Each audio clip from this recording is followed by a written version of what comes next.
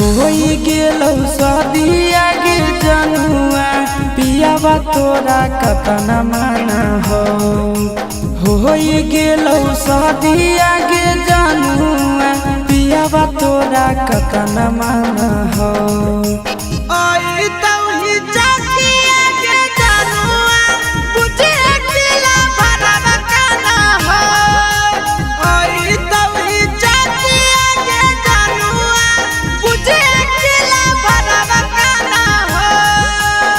होई गेलौ सदिया गे जनुआ पियावा तोरा कतना माना हो।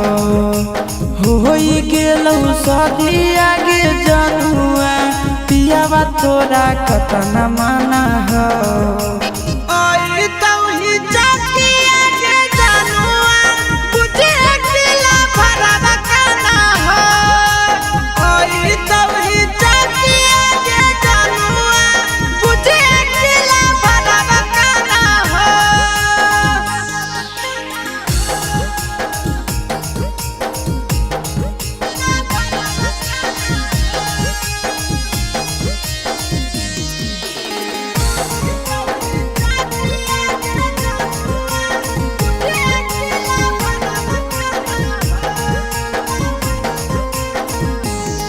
आगे तोरे चलते भेलियै बाबू माही से बदनाम गे।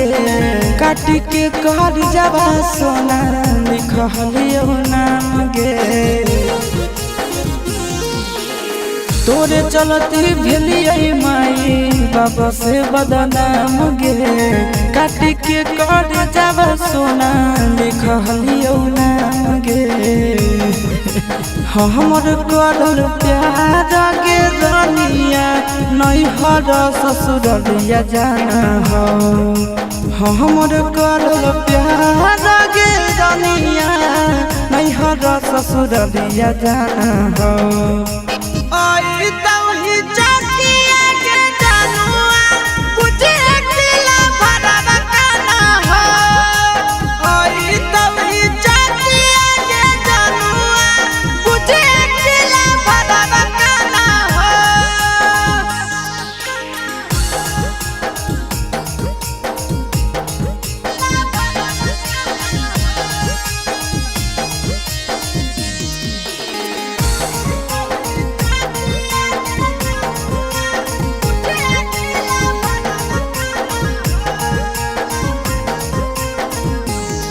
आगे पगला पगला कहो हनी बनाई देनी पगला गे।